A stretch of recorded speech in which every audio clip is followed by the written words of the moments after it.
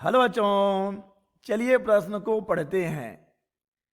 यदि फ्लिंट कांच के लेंस को द्रव कार्बन डाइऑक्साइड में डुबा दिया जाए तो उसकी फोकस दूरी और उसके व्यवहार पर क्या प्रभाव पड़ेगा। चलिए बच्चों, सबसे पहले हम लिख लेंगे मूल अवधारणा। मूल अवधारणा जिस पर कि बच्चों यह प्रश्न आधारित है।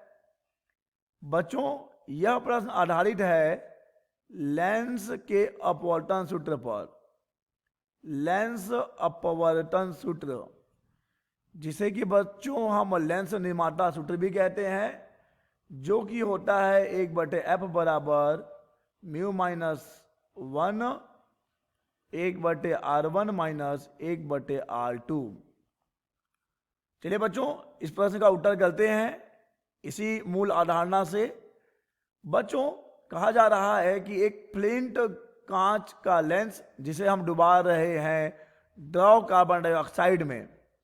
बच्चों मान लेते हैं कि फ्लिंट कांच का अपवर्तनांक म्यू जी है, ठीक है बच्चों, और द्रव कार्बन डाइऑक्साइड का जो अपवर्तनांक है उसे हम म्यू एल से दिखा देते हैं। बच्चों देखिए, जब वह लेंस हवा में होगा तो मान लेते हैं कि उसका फोकस दूरी एफ ए है, तो 1/fa बराबर हो जाएगा ए mu G minus 1/r1 minus 1/r2। और बच्चों जब हम उसे द्रव में डुबाएंगे तो उसका फोकस दूरी मान लीजिए एफ एल हो जाएगा, तो 1/fl बराबर हो जाएगा एल म्यू जी माइनस 1, ये बच्चों एल है, L mu G minus 1/r1 minus 1/r2। ठीक है बच्चों, जहां पर कि एल म्यू जी को हम लिख सकते हैं ए म्यू जी बटे ए mu L.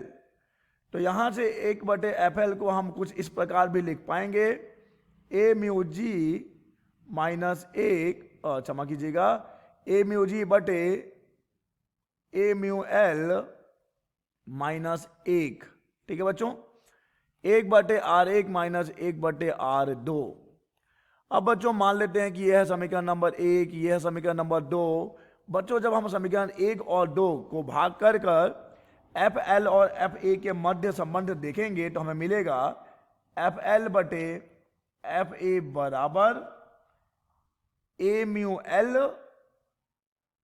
A mu G minus 1 बटा A mu G minus A mu G minus A mu L.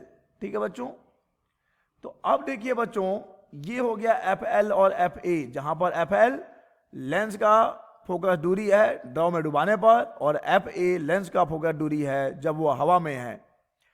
बच्चों जब हम बात करते हैं फ्लिंट कांच और द्रव कार्बन डाइऑक्साइड की, तो बच्चों हमें मालूम होना चाहिए कि जो फ्लिंट कांच का अपवर्तनांक होता है वह बच्चों द्रव कार्बन डाइऑक्साइड द्रव्यमान के लगभग द्रव कार्बन डाइऑक्साइड के अपवर्तनांक के लगभग बराबर होता है। अर्थात बच्चों इस स्थिति में हमें मिलेगा ए म्यू जी बराबर ए म्यू एल, और हम देख सकते हैं कि जब ए म्यू जी बराबर ए म्यू एल होगा तो हमें यह मान शून्य मिलेगा। अतः बच्चों एफ एल का मान हमें अनंत मिलेगा। ठीक है बच्चों, अर्थात जब हमने लेंस को इस द्रव कार्बन डाइऑक्साइड में डुबाया है तो उसकी फोकस दूरी अनंत हो गई है, और चूंकि फोकस दूरी बच्चों अनंत हो गई है अतः वह कैसा व्यवहार करेगा बच्चों, वह एक सामान्य कांच के प्लेट की तरह व्यवहार करेगा।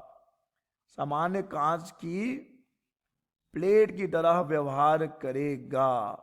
ठीक है बच्चों, आशा करते हैं बच्चों आपको यह प्रश्न समझ आया होगा। धन्यवाद।